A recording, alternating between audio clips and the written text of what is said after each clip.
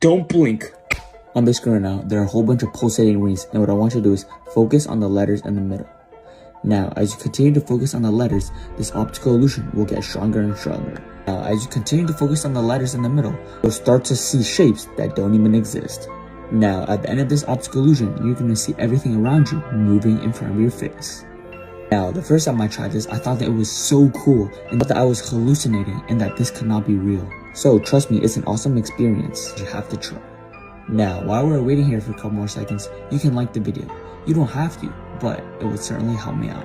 Also, consider hitting that follow button to see more crazy optical illusions like this one. Now, are you ready for this amazing optical illusion? Let's do this in 10, 9, 8, 7, 6, 5, 4, 3, 2, 1. Look around you. Is everything pulsating in front of your face?